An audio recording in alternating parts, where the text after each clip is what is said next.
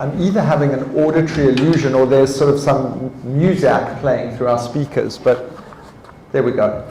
Well, firstly, every time the Conduit community convenes, I'm completely and utterly delighted, and to be convening on a topic such as this is even more important, and to be doing so with Jeremy, who co-founded SYSTEMIQ, and as you know, SYSTEMIQ is an advisory and consulting firm which, in my lexicon at least, is going to be the indispensable force of helping us to get to net zero on the time scale that we need to get there. And so it's very, very, very important that SYSTEMIQ is heard and listened to, and I think this is going to be a really fascinating conversation. Our goal for this conversation is to try and frame what creates an enormous amount of anxiety and what therefore can lead to a lot of inaction, which is how we get to net zero in an acceptable timeline that seems vaguely plausible and possible.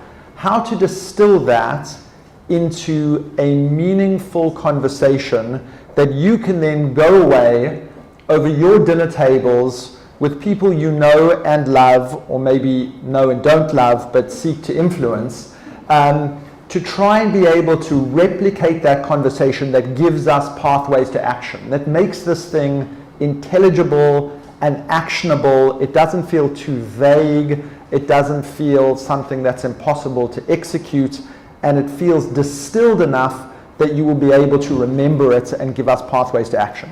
That's a very tall order, so you will judge at the end of it whether we've succeeded.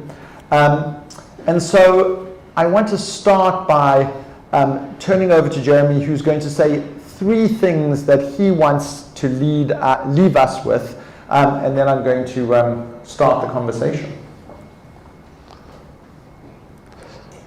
Great, Paul, thank you so much, and it's great to be back at the Conduit, and congratulations on opening over the last week. It's just wonderful to have this community in London and, you know, I guess on Zoom and beyond, so thank you for making this happen.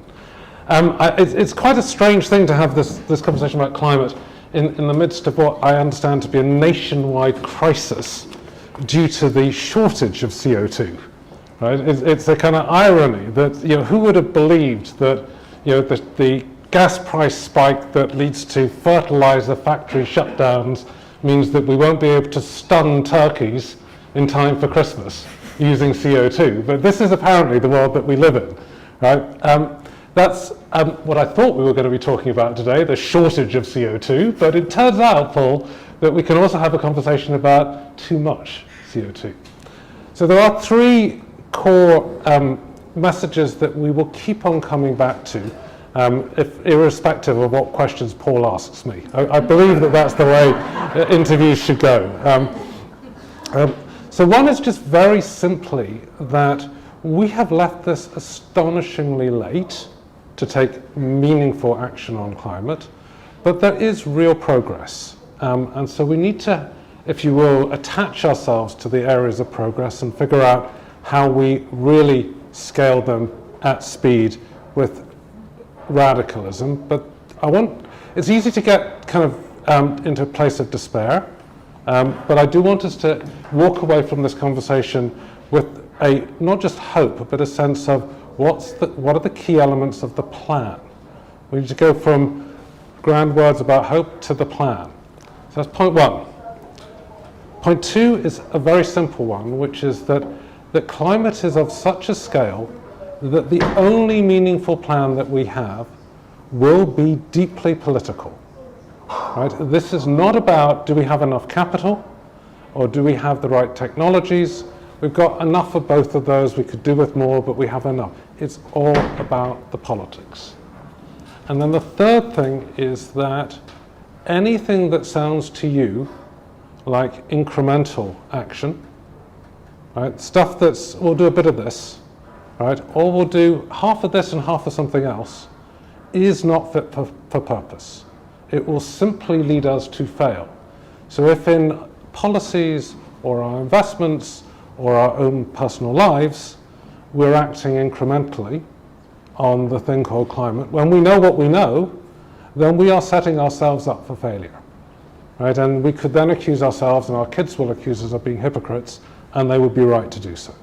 So I will stop there for now, but you know, it's late, but there's still a chance. There is nothing in terms of technology and capital that is holding us back, but there is one heap load on politics, and we have to think about this in terms of radical and not incremental actions. Okay, so let's talk about net zero. Roughly 50 gigatons, there or thereabouts, of global greenhouse gas emissions. We have to get to net zero by 2050, hopefully quicker, and that means we have to halve that by 2030, rough justice. Mm-hmm. COP is salutary for us because it's 42 days away, there or thereabouts, and we've just heard of the pledges and commitments that governments have made en route to that goal. And I'd like you to give us a sense of whether those commitments that have been made thus far are anywhere close to what's needed. So I'm going to take it back just for a moment to 1989. Useful to just have a little bit of history. That was the point at which Margaret Thatcher, of all people, made an astonishing speech to the United Nations about climate. And she said, this is the biggest challenge that humanity faces. And she said, there are two things we need to do. One is we need to tax the hell out of fossil fuels. And the second thing we need to do is to link debt relief in the tropics to the protection of tropical forests. Those two things, right? And whatever you think about Margaret Thatcher, those were two very wise, very precise areas for action, which still have enormous, if you will, merit to them today.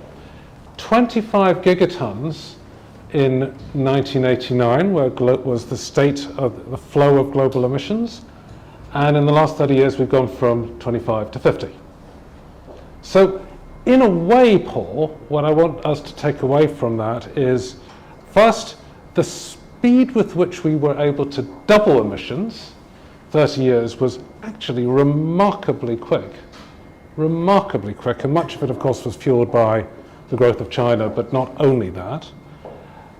If you believe that we could double emissions in 25 years, or without, frankly, paying any attention, because we were just sleepwalking our way forward, if we pay attention, the question is, can we actually halve emissions, which is what the scientists tell us we need to do by 2030. In terms of COP, if you add up the commitments today, what you get, instead of, if you will, 50 gigatons by 2030, unfortunately looks more like 55. So we're not halving emissions by 2030, but if you believe what governments are telling us today in terms of their, if you will, submissions into the Paris Agreement process, we are massively off track. If you don't believe what governments are saying, because these are just targets and they're not actually proper plans, we are even more off track. So that is the current state of play. So that's deeply alarming. Where we should be 50% less, we're on track with the stated commitments of governments in advance of COP to be 16% higher when we need to be 50% lower. So that's just a very useful framing for the conversation. So now let's break down in order of magnitude the main emitting sectors. And what we're going to do now is do a whistle-stop tour. And I will pause to say that through a series of programs we're going to be doing with SYSTEMIQ, through a podcast we'll be doing with them, through broadcasts at the New York Times Climate Hub at COP, we will take each of these and do a much deeper dive on all of them. For purpose of tonight, we're not going to be able to do all of them, but we are going to give a whistle-stop tour. So the sectors that you and your team have helpfully listed are electricity and heat, agriculture, forestry and land, transport, industry, buildings. in order of declining emissions, and we're going to start with electricity and heat production, which are roughly 25% of all emissions. So we have to halve that. Tell us whether we're on track and what we have to do to halve that sector. So I'm going to answer one question, your first question, only once, right? We're never on track anywhere, right? So we don't need to ask that question for each of the sectors. Power is probably the greatest source of hope at the moment. And we all know that the renewable energy story has been explosive in terms of its, if you will, improvement in the performance of renewable power. There is more, if you will, every year renewable power capacity being invested into grids across the world than any other source of power. The costs keep coming down. New renewable energy, in many settings, not all of them, can even beat old coal, right? So it makes coal uncompetitive. And that is a fundamental shift in the, if you will, the dynamics of the power sector in multiple countries across the world. Even in China and India, coal-fired power plants are operating at significantly less than 50%. So they become uneconomic. And the only reason that they stay open is because essentially many of these plants are either government owned or there are state bank loans that governments don't want to write off. So there's an intersect with that word politics. But power is our greatest source of hope because you can see a pathway, and it's not fast enough and we're not on track and all the rest of it, but you can see a pathway in country after country to decarbonising the power sector, to driving coal out, and for power to move beyond its uses today, because we only use electricity in a limited range of applications, and you can see power extending into transport as the most obvious example with electrification of passenger transport. And that itself is an enormous transformation taking place in front of our eyes, and even here in London. So there's good news. The reason that we're off track, Paul, so I've given you the kind of a little bit of hope. Why are we off track?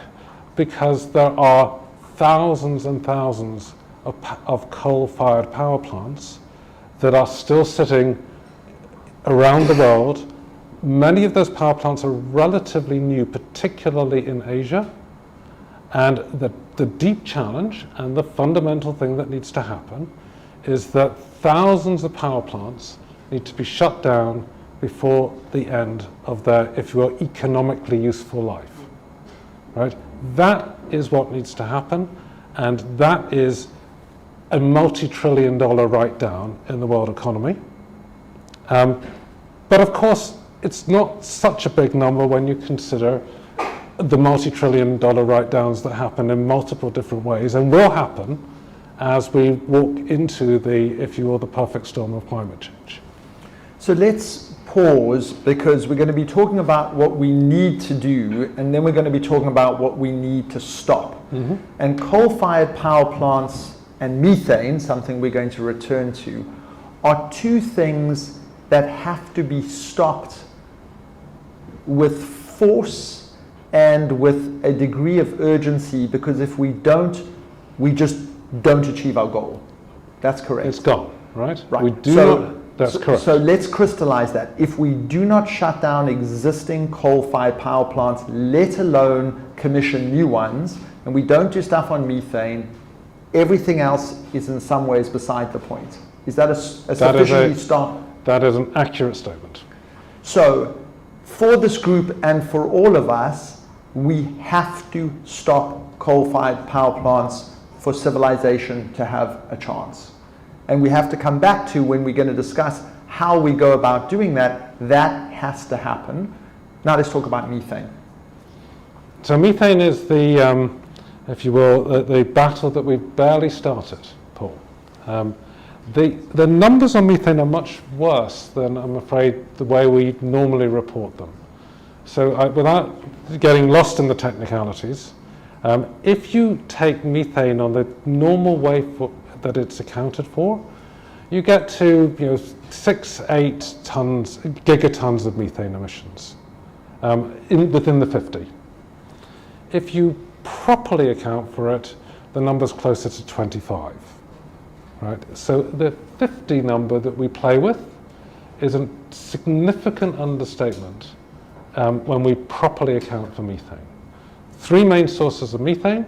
One is the oil and gas sector, right? And so every time we use gas, it is, if you will, creating a little leak, right, of methane that goes up there and is a very potent greenhouse gas. The second main source is, of course, agriculture. And in fact, within agriculture, there are 2 components. One is livestock, and the second is rice. Every time, if you will, the rice fields are dried and then re-wetted, it releases methane. And the third is waste. And there are huge methane emissions from waste sites. So every time we add to particularly organic waste sites across the world, we are contributing to the problem. And there is a glimmer of hope on methane in recent days, so tell us a little bit about that. We'll stipulate it's insufficient, but tell us about the progress made on methane. So, I mean, the US and the EU have, if you will, signed some form of commitment that says we aim to cut methane emissions, in particular from the oil and gas sector, by 30% by 2030. So it's a start, right? And I think we have to basically attach ourselves to anything that is progress. But we also have to come back and recognize that it's necessary, but it's woefully insufficient. So what else do we need to do? Well, we very simply need to push for really aggressive regulation on, if you will, the forms of gas that come into Europe, since we're here. If you are using gas at home, and I still do for cooking, right? Do we know anything about where that gas comes from? Do we have any idea whether there are associated what they call fugitive methane emissions? And if we don't know, you can be guaranteed that there's a problem. Because if there were low or 0 methane emissions associated with the gas, you can bet your bottom dollar that the company will be telling you about it day in and day out. So there's a general principle on literally all our individual behavior. If you don't know whether something has, if you will, emissions of one form or another through the supply chain, you can bet your bottom dollar that those emissions are much higher than anything that you could have considered possible. So find out. Okay, we're going to now switch to agriculture, food and land use. Power 25%, this roughly 24%, between them roughly half of emissions. Mm-hmm. Tell us a little bit about what we need to do to ensure this transition, and let's break it down into what we have to prohibit and what we have to support and accelerate. We have to prohibit any form of agricultural product that has associated deforestation. We have to ban it. And the House of Lords failed to take the actions that were needed in the most recent piece of legislation that they're reviewing. We have to ban it. Number 2, we have to shift to plant-based diets. That doesn't mean no meat at all. There will be many of you in the audience that will make a very, if you will, thoughtful argument about specific, if you will, regenerative livestock practices, and they exist. But the bulk of meat, 95% of meat available in the UK, does not meet those standards. And then the third thing that we clearly need to do, so we have stopping deforestation, shifting to plant-based, and the third critical thing, even here in this country, is food waste. Right? A third of those emissions in food and, if you will, agriculture are associated with food loss and waste. That's 8% of global emissions. It accounts for agricultural production from a territory that's the size of China. Right? It's insane. Right? So we still get it wrong time and again. And even in my own household, and I'm guilty as charged, we get it wrong. So that has to change. I don't know what the policy, I'm sure there's a zero waste policy at the conduit, but I don't know how effective at the end of the day it is. And what do we do to change that story? I mean, the short answer is, if your chefs, one of the KPIs you set up for your kitchens and your chefs are a reduction of waste, and people are thoughtful about it, it's astonishing how much you can save and how easily you can waste if you don't think about it. And it's something that we are by no means perfect on, but we think about deeply. I want to give us a quick input on peatlands, because I think that that's a source of hope. Well, peatlands are part of, if you will, the kind of the natural asset base, and it's in fact not just peatlands; it's also wetlands in general. And in Indonesia, just to give you a sense of progress that is being made, the peatlands were a major source of emissions. And every time there's an El Nino year, so every 7-8 years with that cycle, you get a very substantial increase in emissions because you get fires. Peatlands combust spontaneously when they're not wet enough. And so if you get an El Nino season which has a drying effect, these peatlands spontaneously combust. Right? And the last time that happened, which I think was 2017 in Indonesia, the emissions just from their peatlands were more than the emissions of Germany in that year. So 700-800 million tons. There were thousands of deaths in Indonesia because of respiratory issues that, with the smoke, if you will, cascading over to Jakarta, but also to Singapore. So the good news, Paul, to your point, is there's progress that's been made. There is a dramatic reduction, not just, if you will, related to El Nino cycles, but to the underlying re-wetting of peatlands, but not enough and not complete. And remember, none of us so far are willing to pay what it takes to make sure that our forests, as, if you will, collective assets, are properly protected, and the people. I mean, these aren't just abstract natural, phenomena. The people who live in and around, and the communities who live there, are paid to look after assets that we all depend on. So to stopping coal-fired power plants, reducing methane emissions, we now add halting deforestation as the three things we have to do if we are to have a hope of succeeding. We're now going to move to industry. And let's cut meat consumption. Cut meat consumption, it's move to big number. It's a big number. To plant-based diets, alternative forms of protein. Industry, 21% of emissions. Give us a sense. I know a significant part of this is connected to hydrogen and the progress that we make in hydrogen, but tell us about industry. So the first and most important thing we can do in industry is buy less stuff. Right? It's that simple. Every time we buy another iPhone, every time we buy another car, even a Tesla, right? Every time we buy stuff, we generate emissions all the way through the value chain. So those people who have been talking about the circular economy and the need to move to, if you will, a different approach to the stuff in our life are 100% right.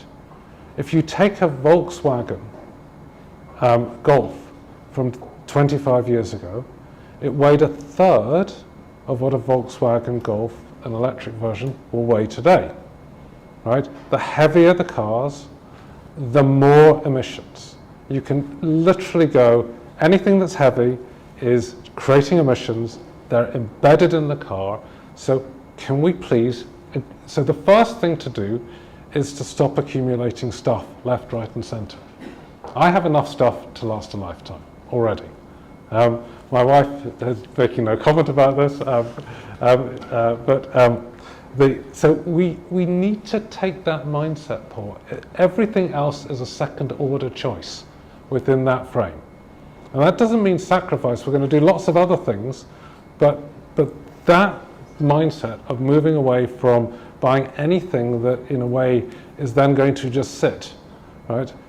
I cannot believe that the latest iPhone, right, is not something that you can take apart and reuse and put new batteries in. It's unacceptable. Someone should go to Tim Cook and tell him that this is destroying the planet, however good Lisa Jackson is.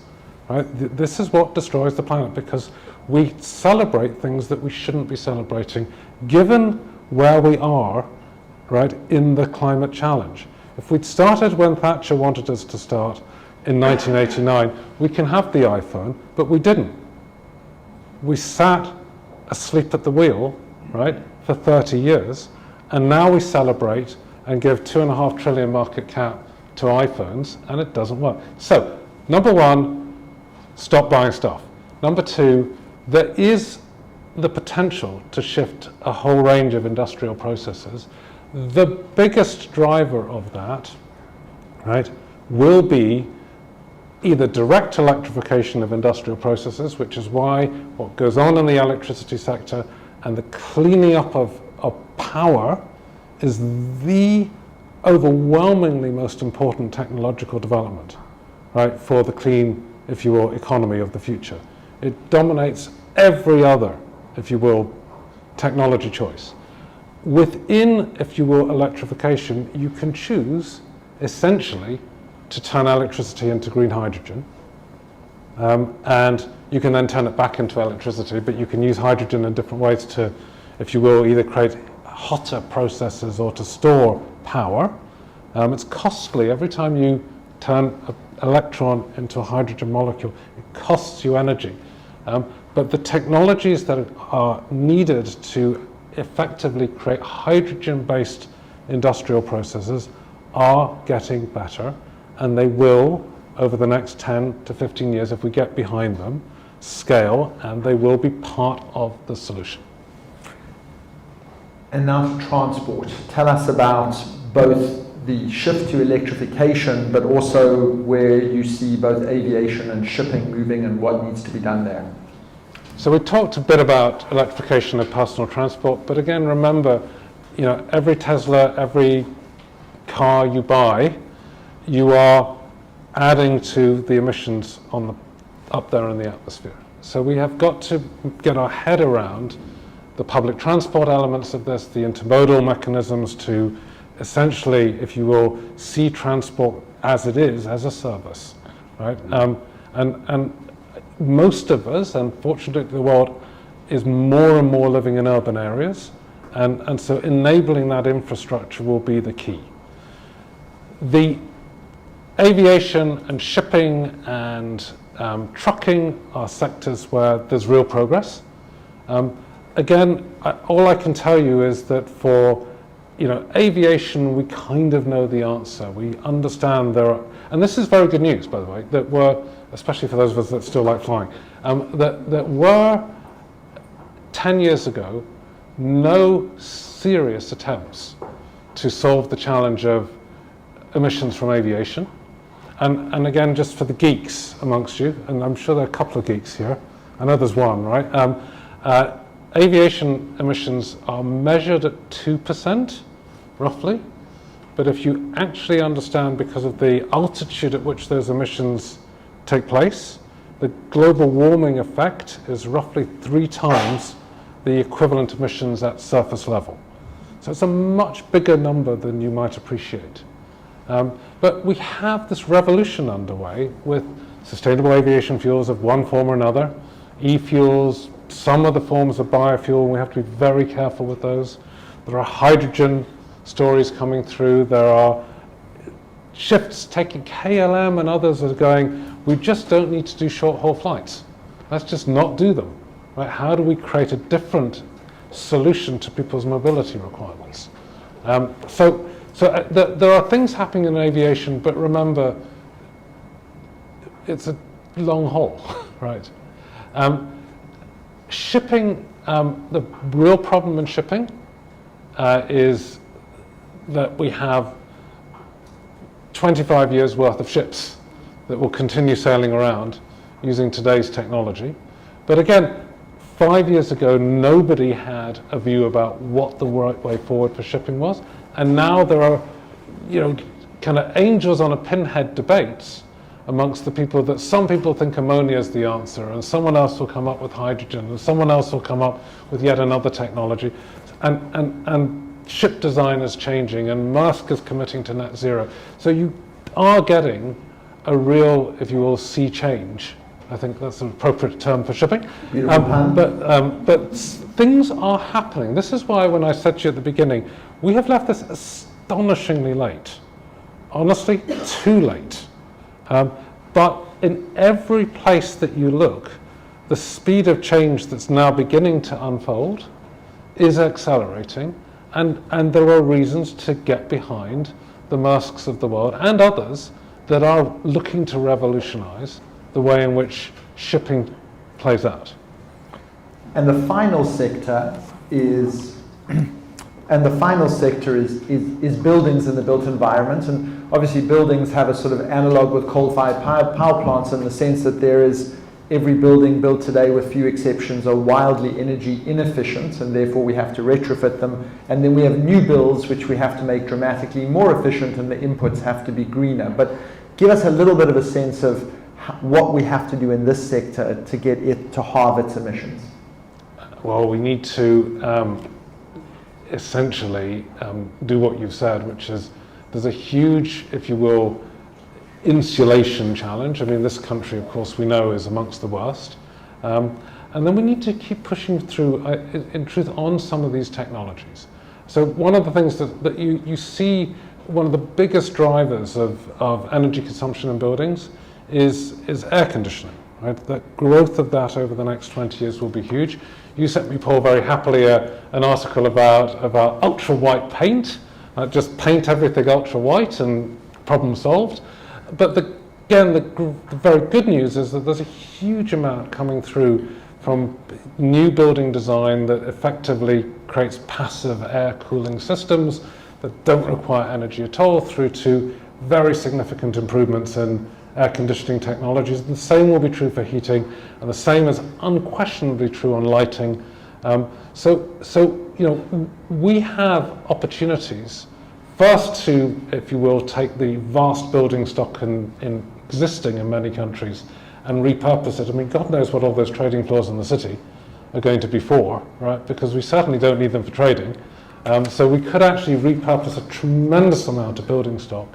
But then you're back to technology and much improved design. And the last thing to say is that as we think about buildings, it's very tempting to think about them one building at a time, and there's a good case for doing that.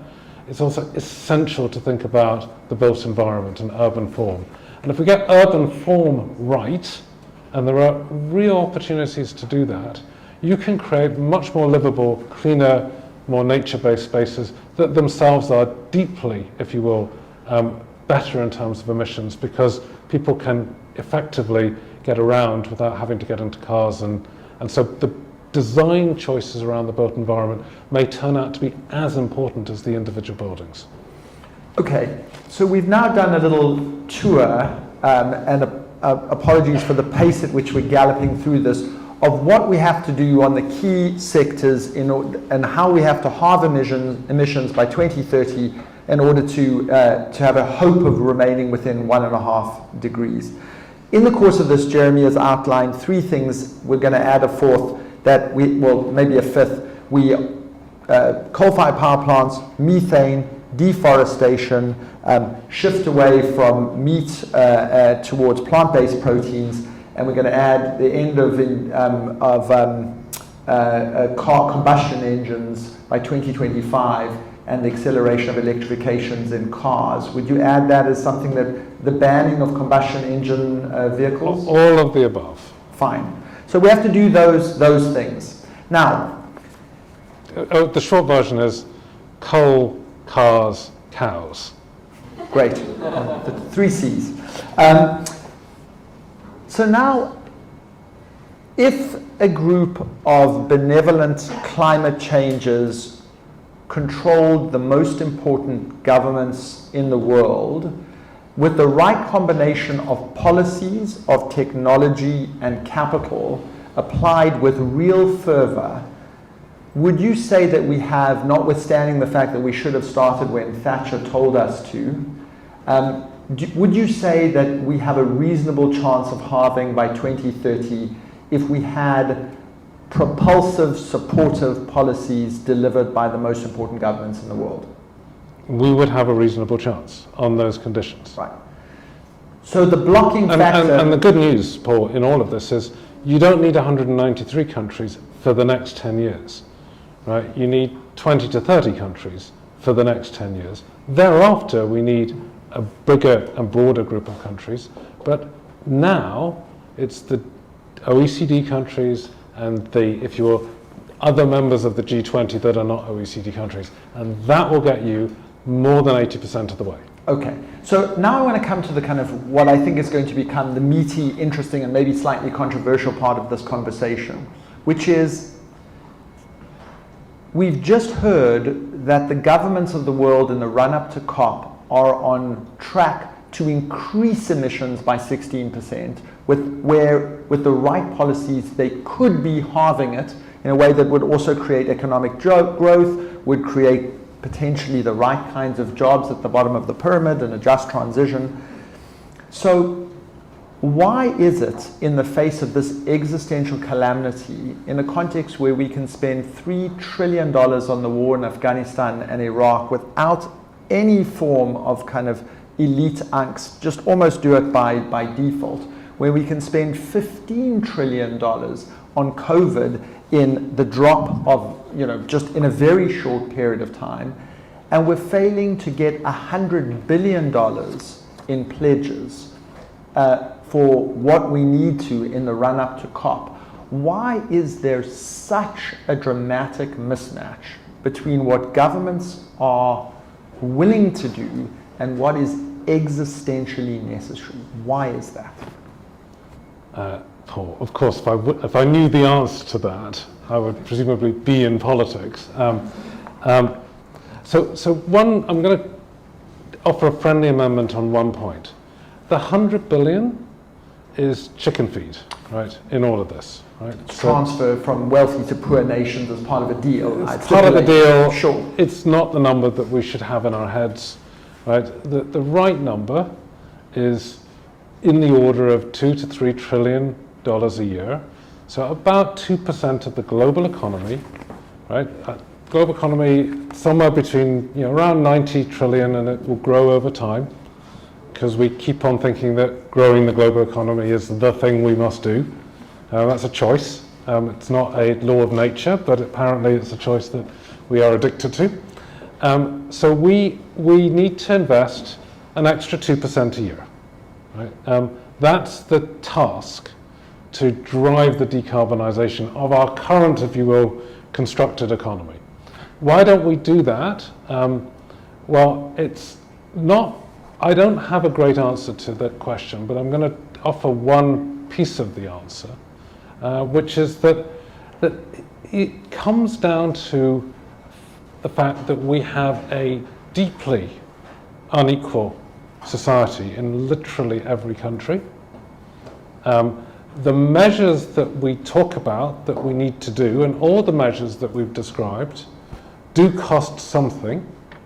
It is very convenient for many different actors to argue that if you will, the poorer households in countries can't afford the increase in energy costs, the increase in food costs, the increase in housing costs. They don't have the capital.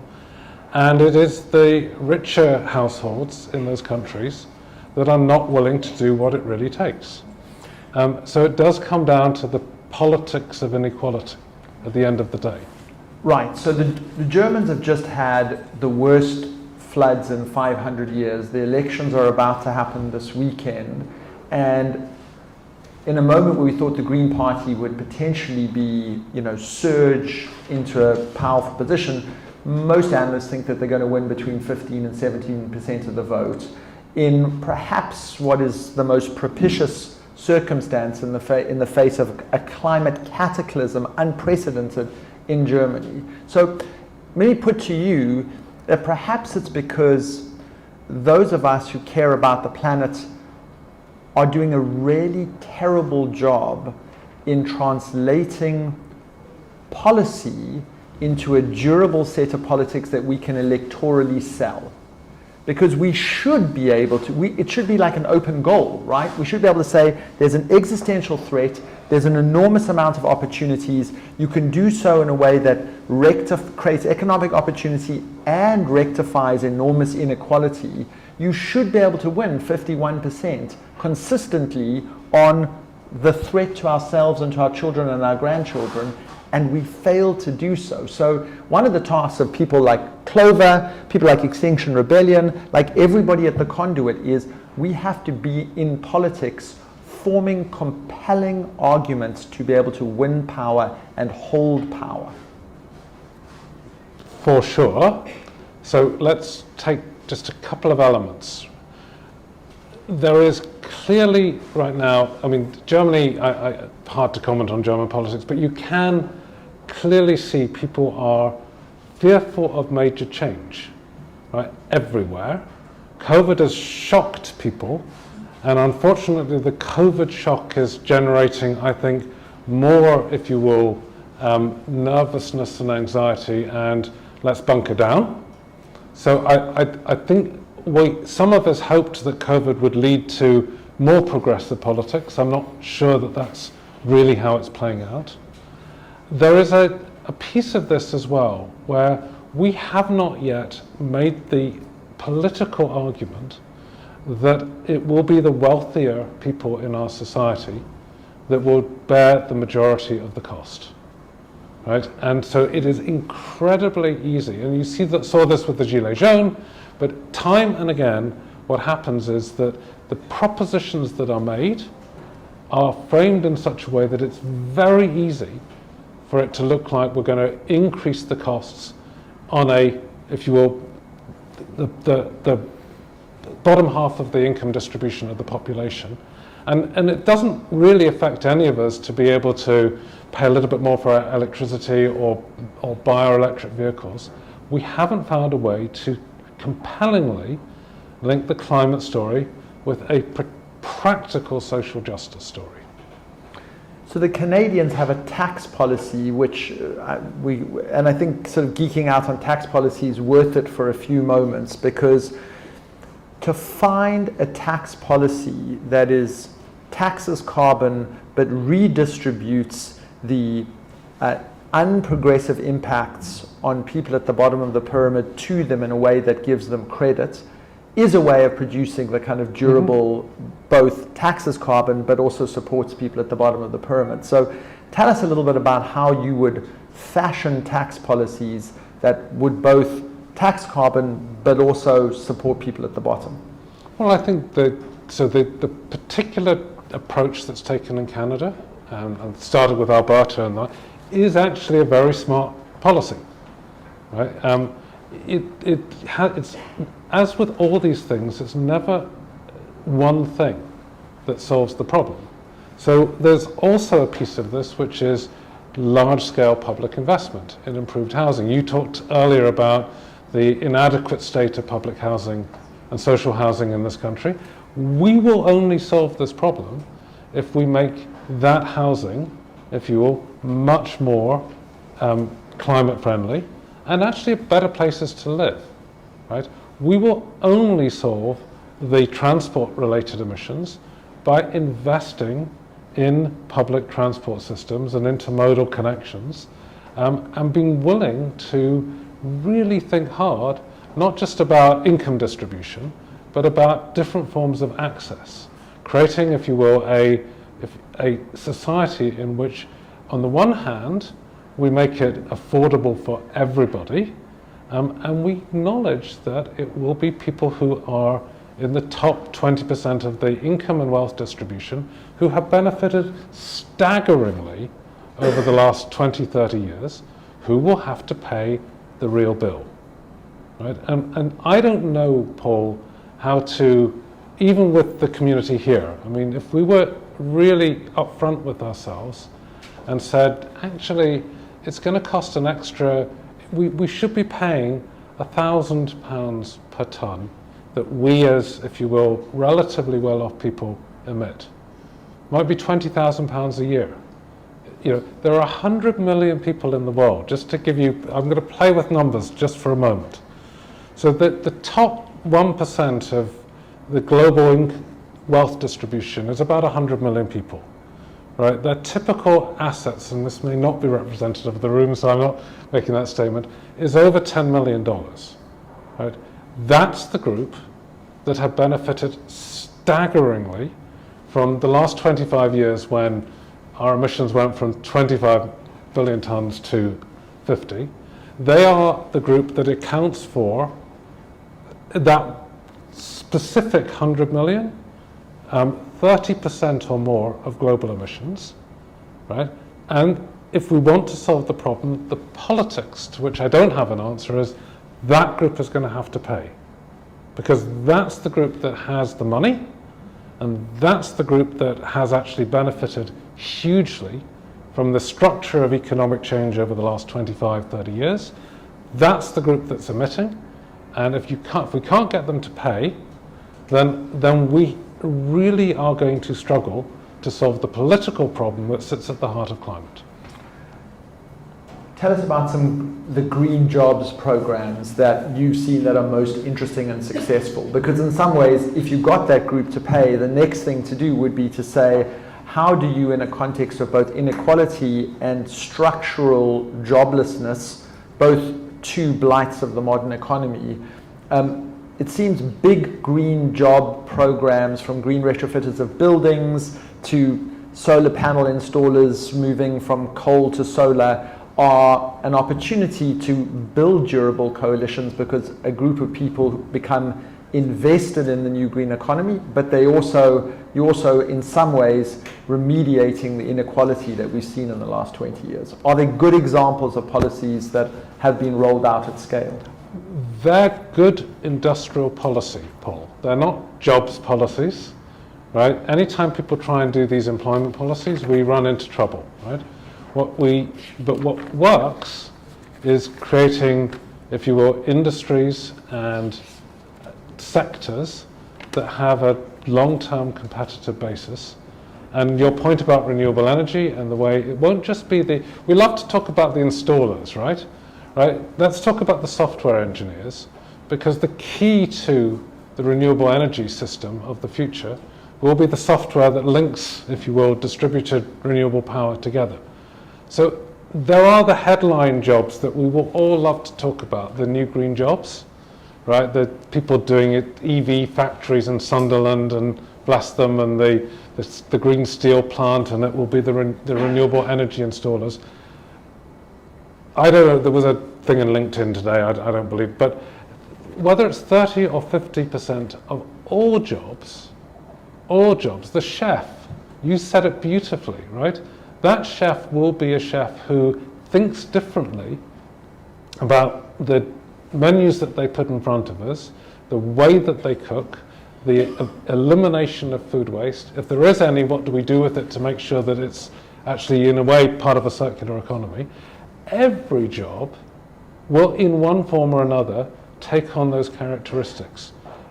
So it's great to highlight, if you want to play the politics of it, we've got to find those parts of the country which have been, if you will, structurally depressed for 20, 30 years, and create a vibrant economy that is a net zero economy. And that will be a combination of all the things it always is. It's in the construction sector, it's in the food sector. It's not just that wonderful Tony the solar panel installer that will be rolled out at the moment of an election, right? I've got two final questions, and we're going to go to Q&A. The one is about law, and it's about democracy and about the role of courts in particular, where we don't produce enough political consensus to win the politics in Parliament. There's been an incredibly interesting group of activist lawyers in recent years who've won major cases in the Netherlands, in Germany, in particular, in Brussels before the European Court of Justice. Just for everybody in this room, the German Constitutional Court has held that the Paris Agreement is is equal to the German Constitution, and has ordered the German Parliament to revise its its carbon reduction and net zero plans because it was insufficiently aggressive and thereby jeopardized the rights of future generations. That is radical. And it's a few jurists who some people are queasy about, but a few jurists making progress that doesn't necessarily occur in politics. So do you think that we actually have courts are a really propitious realm of activism in this regard? We need to do everything. So absolutely. Clover and I work on the board of Global Action Plan. One of its areas of action is to stop targeted advertising for kids. Right? So we have this whole problem of excessive, if you will, illegal, right, advertising by the major social media organizations that creates a consumerist mindset for kids. They need to be taken to the law courts. Right? We need to systematically look for every legal angle, from things that you wouldn't expect like that to why is it that every appliance, right, has built-in obsolescence? You can't sort that through the law courts, but sort it through legislation and regulation and then hold companies to account. We ought, I mean, this is not quite a legal point, but I think it's a fundamental point, which is that this next, I guarantee you the next 3-5 years will be the era of the most extravagant greenwashing you can possibly imagine, right? Every product will be greenwashed out of its life, right? Every financial product, every physical product, you will see any number of claims. Now, I don't know whether the best thing is to take, those companies to court, right? Whether we at the Conduit should, set up greenwash.co.uk, whatever it is, that just systematically exposes every frigging piece of greenwashing, right? And every major company that wants to, if you will, ride the climate bandwagon, right? But whether it's legal or it's civil activism or it's journalism, we have got to deploy all of this stuff because this is going to be greenwash heaven for the next few years. Let's end on a note of hope. Tell us... That was a note of hope. That was a note of action. Yes, exactly. As a lawyer, I love the use of courts in this regard. But, let's talk about oceans. Should we have a set of green courts? Specific we green have courts? Green courts. Yeah, exactly. The German Constitutional Court is doing this. It's astonishing in my mind. Okay. Oceans, somewhere around 12:30 or 12:15 last night, we were battering back and forth oceans, and somewhere in some of the stats were 20% of the oceans, 20% of carbon reduction can be achieved by smart investment in the blue economy or in oceans. Is that right? And end with some hope in the use of oceans to help get us there. Well, let's stop using things, right? Right. Let's stop throwing our CO2 into yet another sink. We've done the atmosphere, let's do the oceans. If we haven't done the oceans, let's do it somewhere else. So let's recognize that our task with the oceans is to make them thriving, flourishing, non-deserts, right? Abundant with life, right? So let's start there, right? And there's a ton that we can do in that respect. Much of which will be, if you will, good from if you will, climate perspective, whether it's the resilience, and that's why I mentioned protecting wetlands and coral reefs and the like, and it will be good from a CO2 absorption point of view. Do not rely on oceans, however, to be, if you will, this perpetual sink. They have absorbed a tremendous amount of CO2.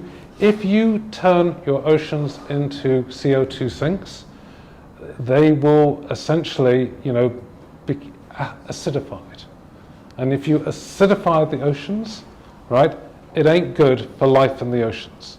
So take that one with, I understand some of the theories out there.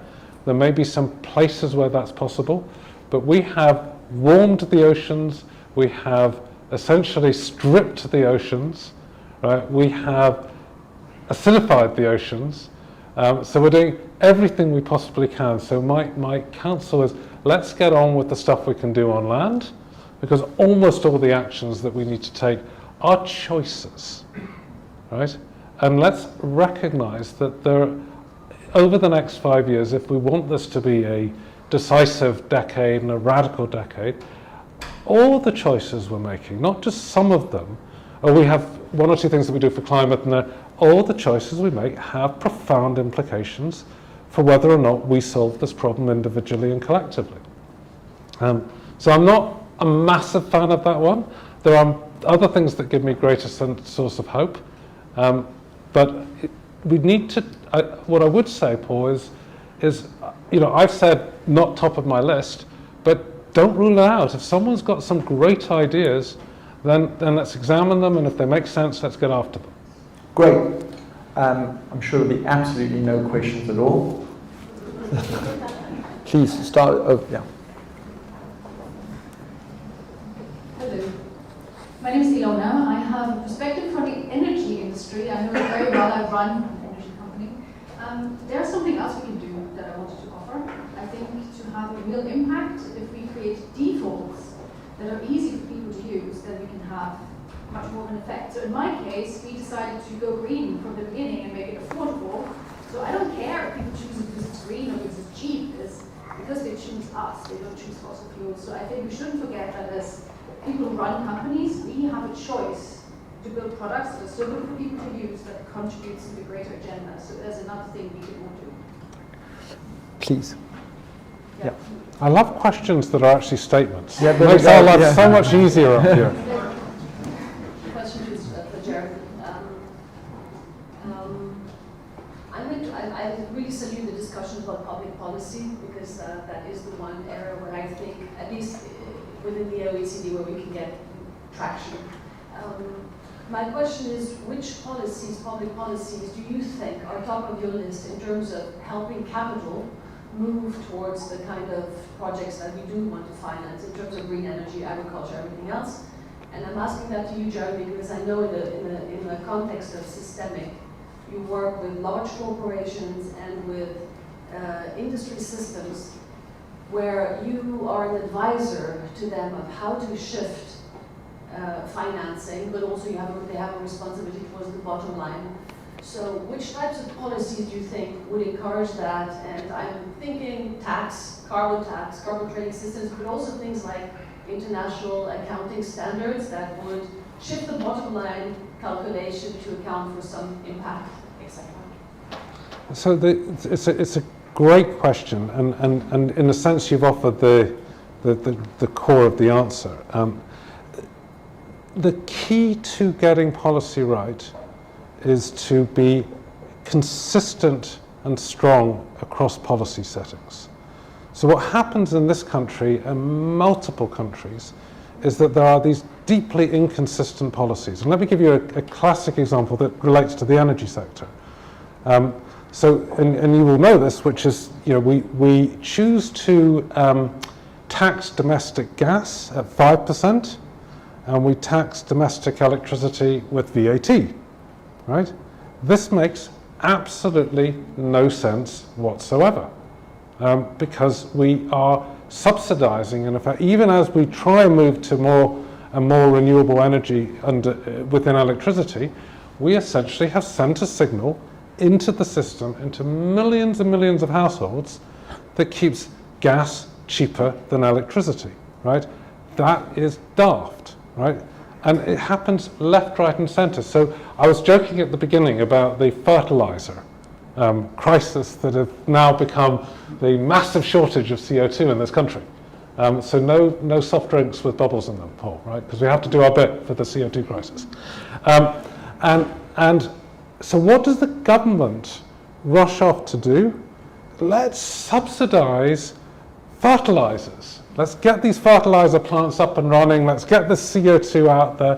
What it doesn't do, I was with the head of the Soil Association yesterday in Wiltshire, tramping around her fields, and what she wants is, let's seize this political and economic moment to say to farmers, you know what, actually depending on fertilizers that themselves will depend on a deeply unstable gas market for the next 15 years, because I guarantee you this gas market's going to go all over the place for the next 15 years. No one has a clue, right, where it's really going to head, but the volatility will be through the roof, right? So why would the UK government's first response be, oh, let's just buttress the system we've got and make people and persist in making people dependent on a technology that is high carbon, that is unstable, that is in many cases putting fertilizer into the wrong crops, in the wrong actual growing conditions. But no, so the answer to your question is not one thing, right? It's a combination of the right targets, actually consistent policies as opposed to the inconsistent policy signals that we keep on sending. And then there's this other thing that we hate doing in this country, and we've systematically failed to do it. And those of you that have been living in hope of Crossrail are still living in hope. It's just having a proper plan, right? What is the actual plan for taking domestic heat, right, and moving the first 20% of households by 2030 onto zero emission heat? What's the plan? What's the details of it? How many, if you will, new plumbers do we need to train up that have the different skill sets? How do we build the supply chain? And the one and only time that we lucked our way into it, right, and I may be a little bit unfair, has been with offshore wind, where actually arguably the UK did a good job, right, and it put policy in place, it put planning in place, and actually allowed for some of the planning to happen, right, and then it actually put the right financing models in place, and it stacked them up together, and look what happens. And then, do you know what happened next? Because it was so successful, we thought, let's just shut the Green Investment Bank down, right, because we don't need one of those, at exactly the point when we need the GIB on steroids for the next decade. Does that answer your question? Please. So. Okay, go ahead in the meantime, yeah. My name is Luke, my program called The Future Without Rubbish that educates school children about the circular economy, about the SDGs and the waste hierarchy. I've got 2 points to make. One is a question, very brief question to you, Tony. Brilliant talk, thank you. And my other point is just actually an answer to your question. Jeremy, can you not give me an answer and him a question? I don't understand how this works. You said cows, cars, and I forgot the third thing. Coal. Coal, thank you. Very briefly this week, and my answer to your question is that have you read a book called The Merchants of Doubt? Because that describes perfectly why there is this complete disconnect between reality and the politicians and belief structures. And Jeremy, if you haven't read it, I have. Yeah, it's just the most brilliant, depressing book that I've read in the last.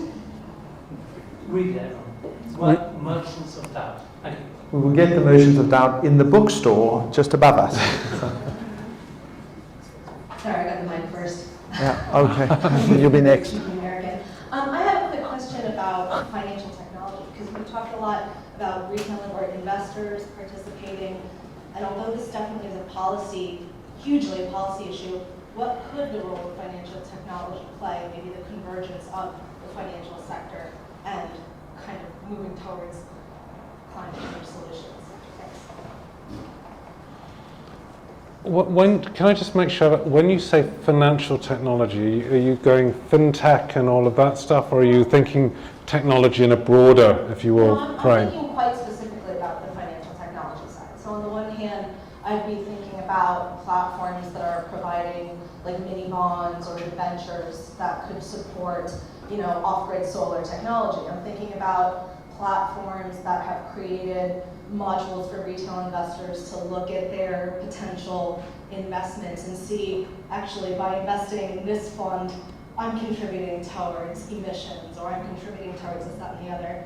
So it's been interesting. So I should say I work in financial technology as a researcher. It's an area that we're trying to understand better. We've spent a lot of time looking at financial inclusion, or thinking about the unbanked and the underbanked, but certainly a big component of that is thinking about the costs that are associated with the bottom of the pyramid, and certainly then also frankly hitting people where the money is, wherever the wallet is. So thinking about solutions that might make it easier for somebody who has money to invest rather in something that's maybe cleaner energy, green tech, climate change. So I just want to understand where the policy side is certainly there, but where can maybe the financial sector play a role in kind of participating in this? So it's a wonderful question, and look, this is when I said if you don't know what's inside something that you're buying, then you can almost certainly assume that it's much more carbon intensive and contributing to the problem. Because if it was great, you'd be told about it 1,000 times. Right? So it is almost certainly the case that very few of us have a clue what's inside our pensions. Right? And so there's a whole piece of territory there which is about creating meaningful transparency. And then to your point, I think creating default options.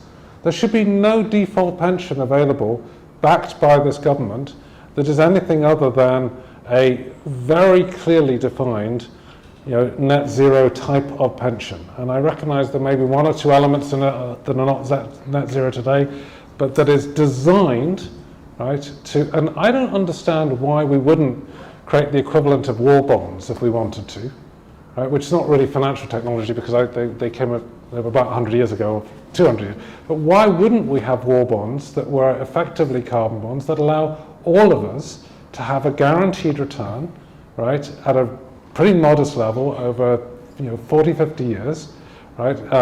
Less in my case, but more in some people in the room, that would allow people to feel that their pension was unambiguously going into investments that were rebuilding, if you will, natural capital across this country, if you want to keep it national, and then building, if you will, the clean cities and infrastructure that we need for the next industrial revolution. So there's a huge, it's technology, but it's the products, it's the way that information is communicated so people actually feel ownership of their, if you will, their capital in a way that is genuinely democratized, right? It's hopeless today. So there's all of that stuff. And then, of course, on the other side, if you believe, as I do, that many of the solutions that we will need should be ones in which people are able to come together and participate more at a local level. And your example of renewable power, I mean, there are lots of different ways in which you could imagine communities coming together to build at the local level the food economy that we want to see, or the transport economy, and building assets at that community level. And the fact that our financial technology or systems or regulations or whatever combination, we've got to make them fit for the purpose of putting capital into the hands of those people that actually want to drive change in their own communities. And so there are different ways, but the financial sector in its own terms has an enormous role to play and to come forward with these propositions, from carbon bonds to the renewal of the Green Investment Bank, which we should get sorted again, to the Nature Bank that people are talking about, to revitalizing local community banks and other financial institutions that allow for the best of, if you will, financial technology to be deployed at scale.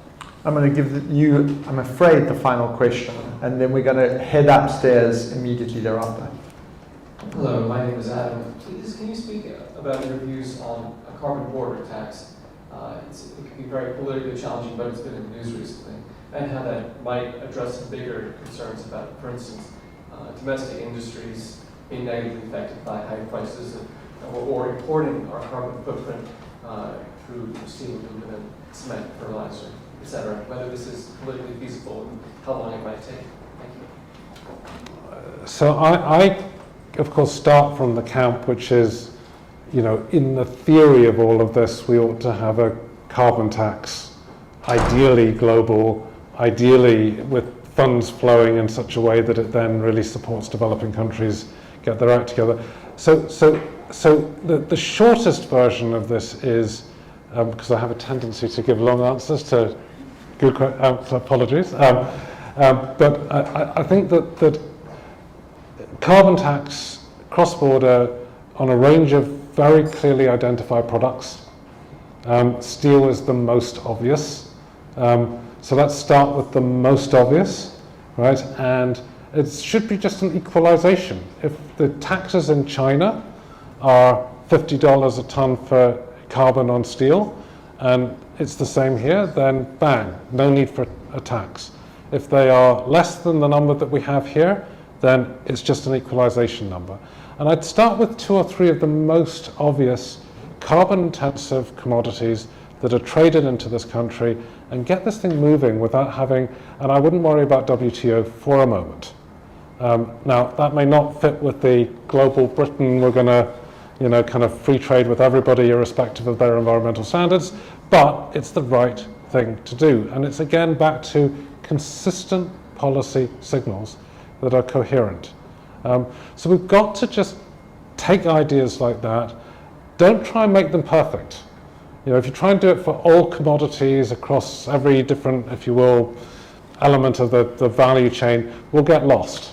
Top 10, make it practical, get going, see how it works, extend the program after that.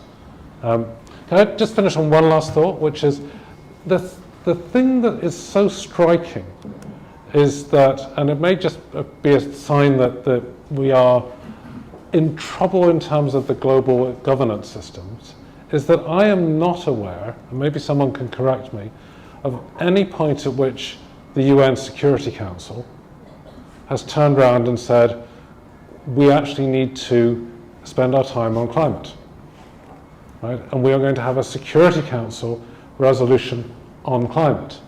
And if we can't get the existing Security Council to do it, there may be a group of countries that are not in the Security Council, or a group of, if you will, the right, elders, or you name it. We need the equivalent of a functioning Security Council to recognize what this is, which, as you pointed out, Paul, it is the greatest existential challenge of our time.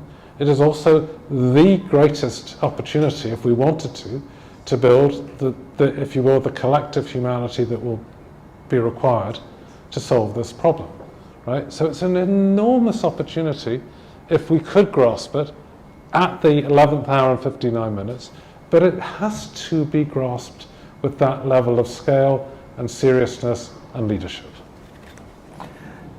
That's a wonderful note on which to end. We are going to whisk ourselves up to the 3rd floor. There will be a series that we're going to be doing on climate and the law, which will be a 6-part podcast series. We're going to be working with SYSTEMIQ in much greater detail on all of these topics. And I'd just like to conclude by saying a huge round of applause and thanks to Jeremy for a tour de force.